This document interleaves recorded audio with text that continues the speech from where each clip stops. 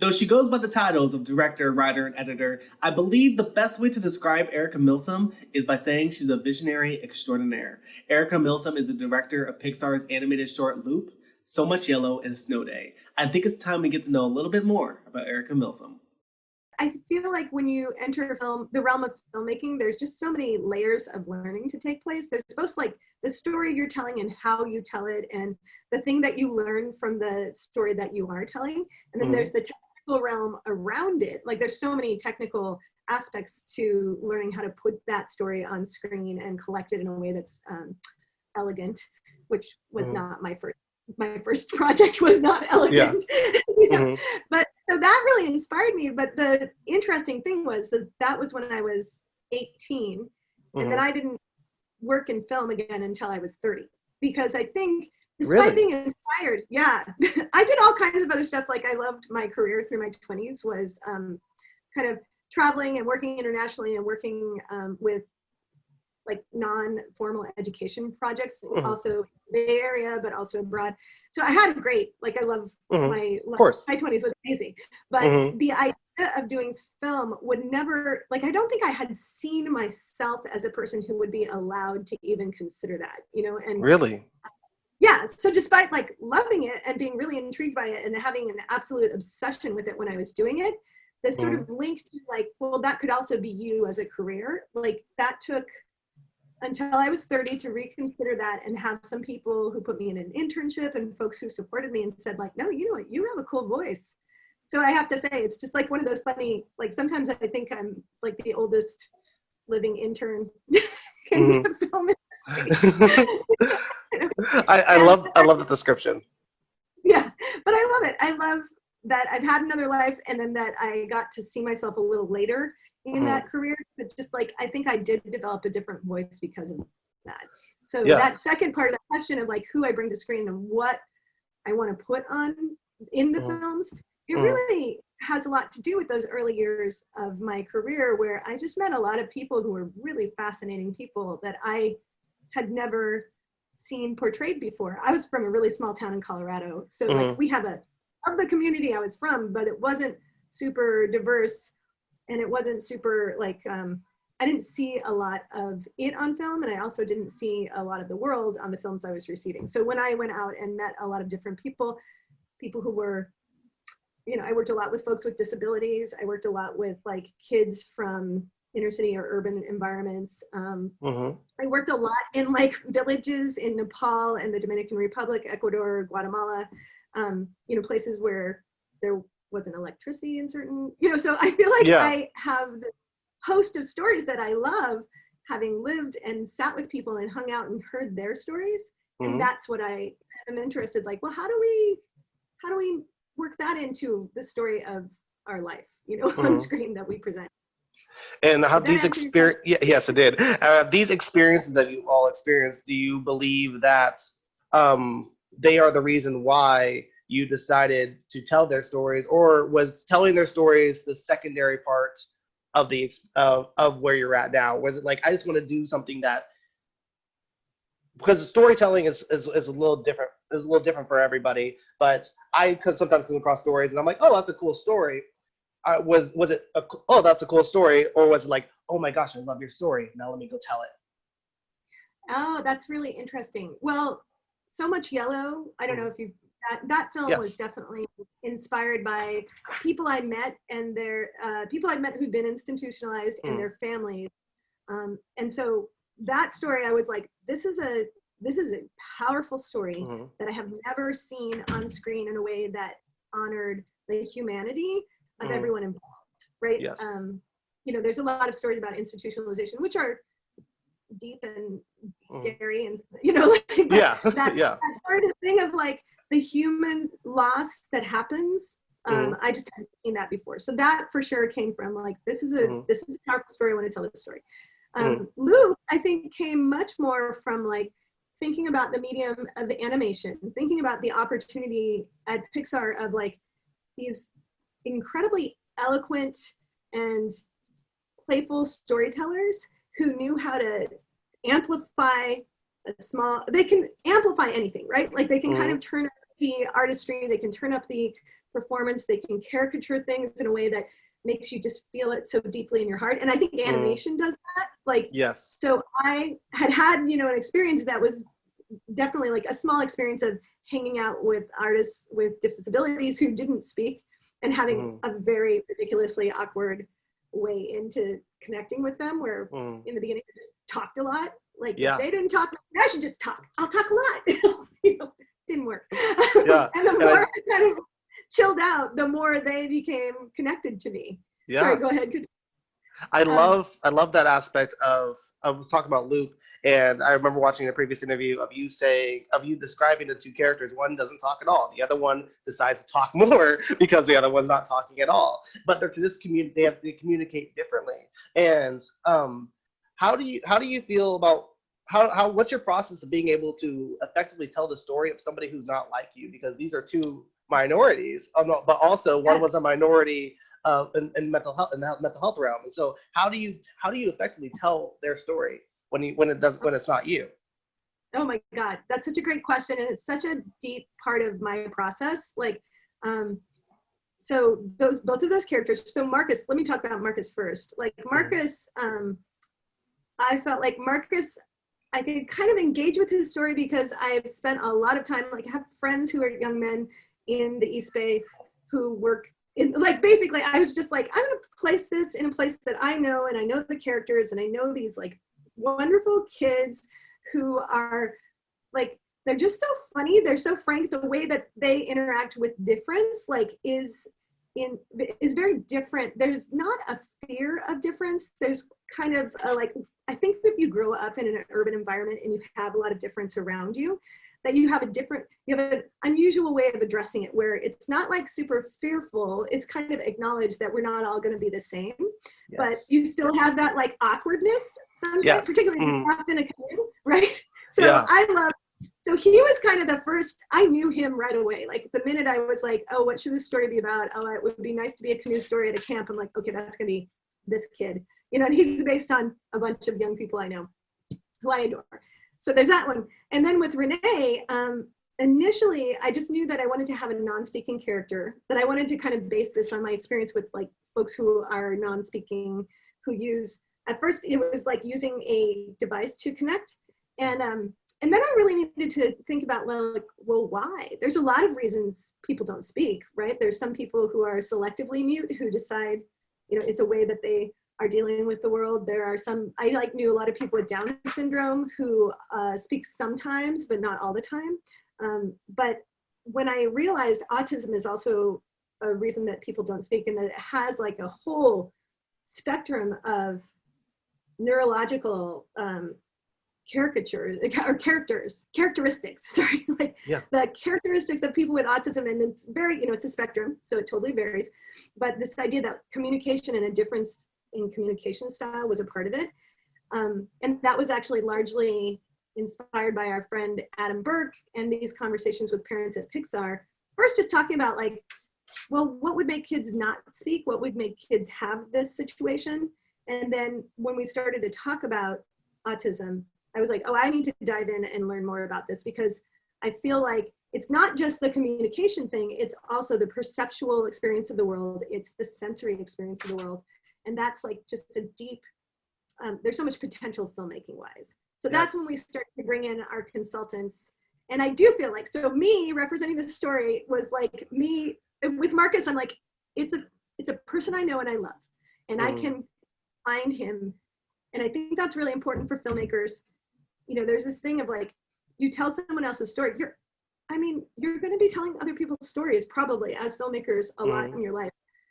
But you need to know other people. Like, you can't just say, I'm going to tell a story about a culture and like be a tourist, I think. You know, I think you need to. You're not a tourist, you know them. Yeah.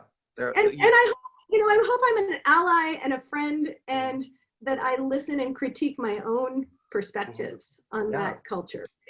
And that was what I did with Renee. It was really like diving in and saying like, okay, right now I'm a tourist. Like, so I mean, I literally spent like the first 3 months when I started to think about this, before I started writing it, every weekend I was on YouTube listening to everyone I could find who was a speaker, a person with autism who was talking about their life.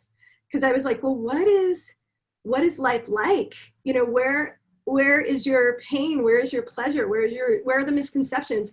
And thank God for YouTube. Like, it's an amazing place where people are telling you their stories, right? In such a beautiful, vulnerable, and honest way. And it's not negotiated by a parent or a therapist, right? Like, that was the thing I didn't want. I didn't want to go listen to therapists talk about autism. Yeah, you wanted to hear from the source, and that's like the most important part, is because you wanted to make sure you're representing the character correctly.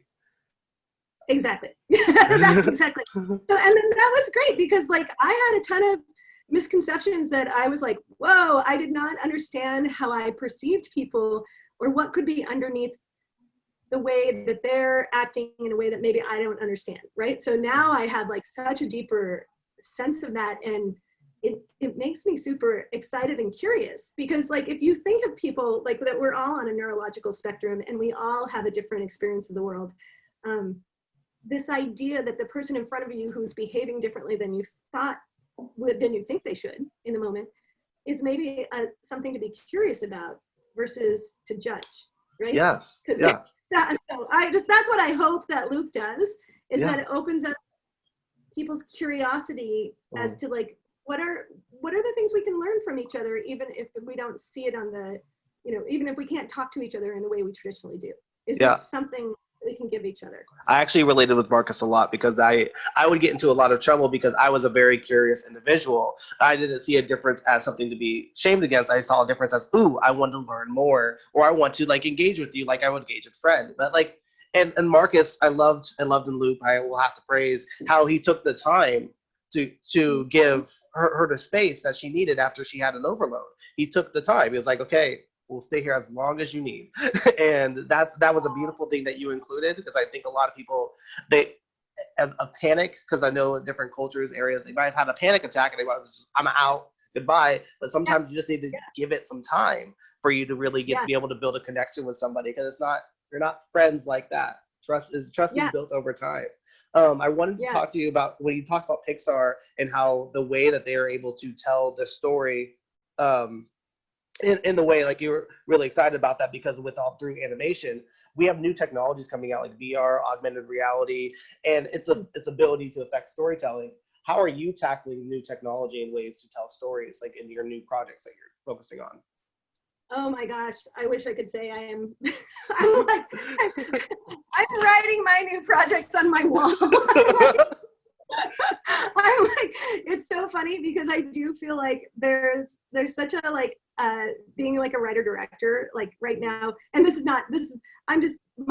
like my pandemic side project, you know. My work at Pixar has been really like actually more embracing Disney Plus. Like, it's amazing I mean, it sounds so not super technical, but like Pixar moving to a place where we have a more day-to-day relationship. It's not just releasing a movie every year, it's releasing more stuff to kind of connect with an audience. So that's been, I think, since Loop, that's been what I've been doing, is working more on Disney Plus content and really enjoying that idea of like, oh, okay, if we have like more time to have a conversation with the world about Pixar and about the way that we work, what's that conversation going to be like? And then, you know, on my other side, like I'm always working on something on the side. Yeah, I think because I started late, like I have a lot of homework to do. like literally homework. Like I come home and I'm like, okay, well, you know, what's the next step for you as a creator? You got to put in the time to do that. So I am often working at home on another project. And those, I don't know if I engage as much, I think technically eventually, but the first thing is like, what are stories and voices that I love and care about, and what do they have to say? So, and maybe that's just, I'm in the writing phase right now, so it's like listening more than thinking about how to execute it. And then that's the fun thing though, I don't know if you have this experience as a creator, but there's the moment when you imagine, and then there's the moment when you have to go back and re-look at your work and say, oh, how are we going to execute this? What's going to be different? So it's, for me, there's two different stages. Because if I think too much about like the how, it stops up the what's there, you know? Yeah. So like that is your creative process, right? You have a listening part where you try to listen to what the stories and the people that you experience. You try to make sure what works, and then you start executing. It's not instantly start writing, have a full page script out because you probably missed a few things. Exactly. No, it's totally true. And that, you know, and writing is so rewriting. And I feel like that, you know, this is the weird thing about being like a writer, editor, director is like, editing is like my safest, I love editing. It's like, it's just, everything's there and you get to like work with it. And I mean, I really do. Not that the editor on Loop was amazing. I did not edit Loop. I didn't, you know, I didn't edit So Much Yellow, but if I need to just spend a little time feeling safe, I go to editorial because that's how I started. And it's like playing a piano that you know really well, right? And then writing is a different space where it's like you really have to be like, please come. Like, I'm listening, and I'm not going to judge you too much, and I'm going to go back and rewrite you, but I'm going to like just let you come. And then directing is the collaborative.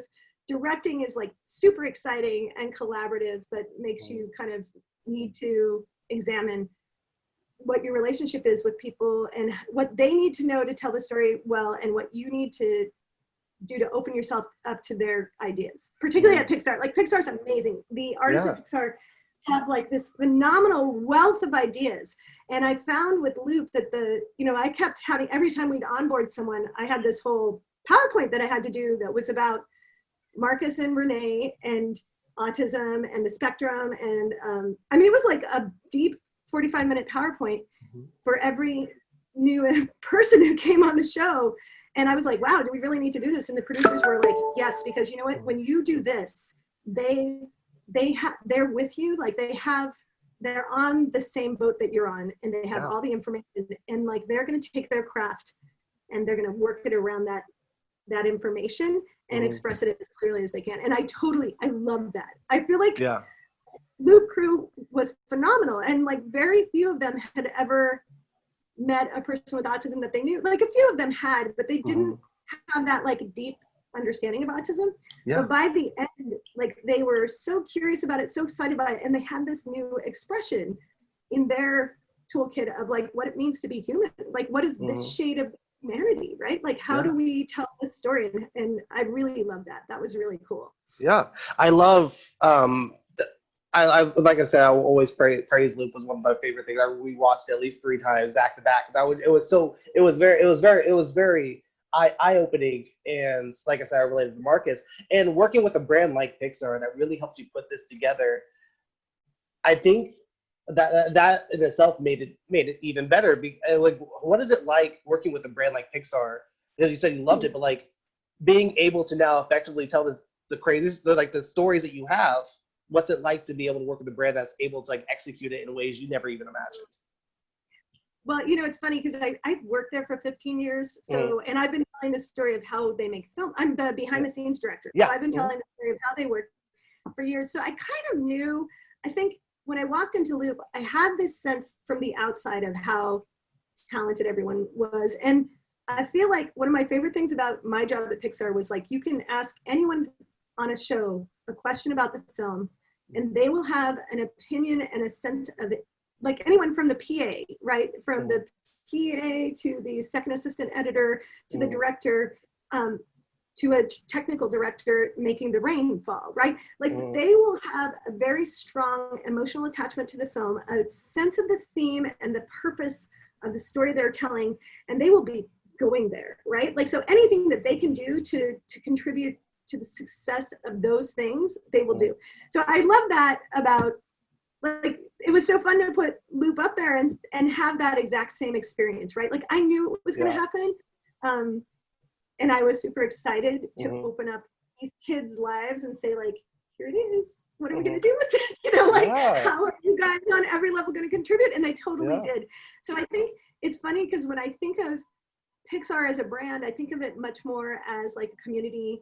And I often think of it as like a campus. Like sometimes I'm like, I feel like I'm getting my PhD at PIXAR.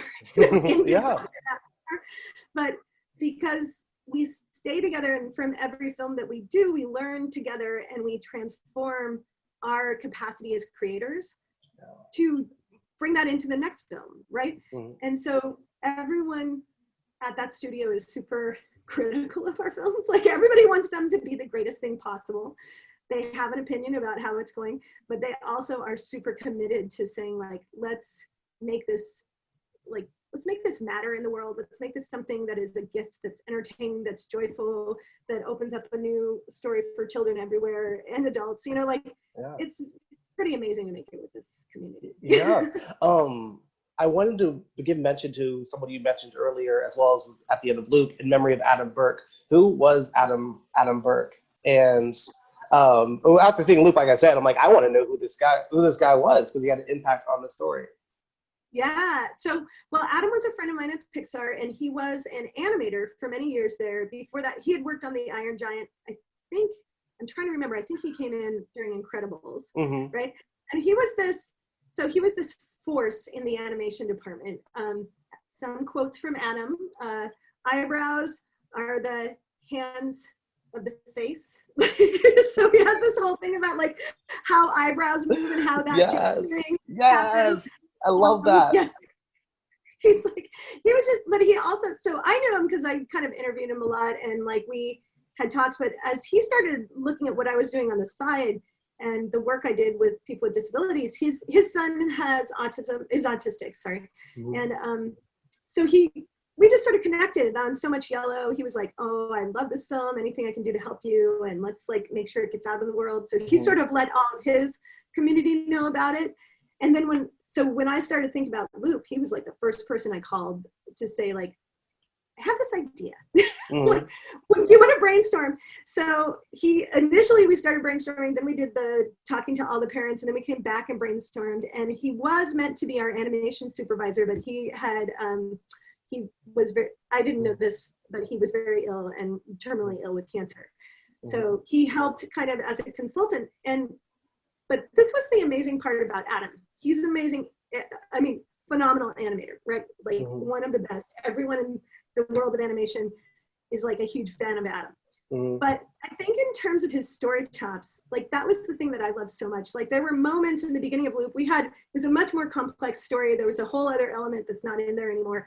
And like we would put it up on reels, and then Adam, we'd get critique, which is great. But there would be these suggestions to cut out certain parts, like the poop thing, you know, like the little icon. Somebody would suggest to cut that out, or cut the cell phone out entirely. And when you're a director trying to process all that, and a writer, there's something like where you're like, oh, I should consider everything, and maybe I should do that. And I remember Adam really clearly being like, we can't cut that out, Erica, because that is her showing him that she's there with him. Like she's someone that is her way of giving him access. So I just felt like that was one of his things. And then he would just sort of like, anytime we get notes, he'd sit with us right afterwards and help sort through notes. And so he's got this story credit. And I think that's the thing. He is such a deep story person. Like he really understood structure. He understood character. And like a lot of times animators are seen as more people of the moment, right? Like, because there are so many of them who work together to create a performance. But Adam had that, he had a perfect sense of like the moment and the beautiful structure that makes a performance, right? It's like, it's moment by moment acting is. But he also had this great sense of story and really understood how to analyze structure, analyze the overall intent, and think about how to make it better. And that was such a great partnership for me. So but he was just this phenomenal animator in the world, and philanthropist. I mean, like Adam just like was out in the world doing good wherever he could. That's amazing. I wanted to ask you, because now as the world keeps evolving, and as we do more inclusive stories where we represent different people who have never had their own story told, what do you hope to see more when it comes to these stories that give a voice to people who has never had their story told? Oh my gosh. Well, you know, it's so funny because I feel like every day I'm presented with the inner life of a person who I didn't know I hadn't seen before, you know, where sometimes you're like, oh yeah, I've seen that character on screen. And then they come and tell you some part of their story that is like, number one, very connected to your own, right? And then number two, is like, oh my gosh, but you are having such a different experience than I am. Your joys, your celebrations, the sadness, the trauma that you've experienced are different than mine. So I feel like it's all over the place. I love the idea of more, now that I know autistic people, I'm like, oh my God, you guys start writing, please, write and direct and bring this stuff forward. And there are places where that is definitely happening. There's amazing autistic actors who are coming and portraying themselves. I think that idea that nothing about us without us from the disability community, that in particular to me is very thrilling. This idea that we'll stop, and I don't want to diminish any abled actor who's played a disabled person. Like, it is like, there's that thing of like, you want to get in under the skin of someone who's different than you, but I also want to say, like, it's going to be amazing seeing more disabled actors playing themselves, right? Like, and bringing their own experience and the nuance of that to the screen is going to be phenomenal. And I think that Hollywood is us as filmmakers, we're in Emeryville too, like, taking that mandate to heart and saying like, oh, okay, how do we make sure that we're doing, sorry, Chris. Sorry, Chris. Erica, I just want to taking that mandate to heart. Yeah. Erica, I just want to say thank you so much for this interview. It means a lot. We learned so much about you, and I cannot wait to see what amazing stories you tell next. I'll be watching on Disney Plus for sure, and I'll keep following your story. Erica, let's pose for the camera real fast. Okay. Bye, Erica. Thank you so much for the interview. Bye. Thanks so much, Kadrae. Nice meeting you.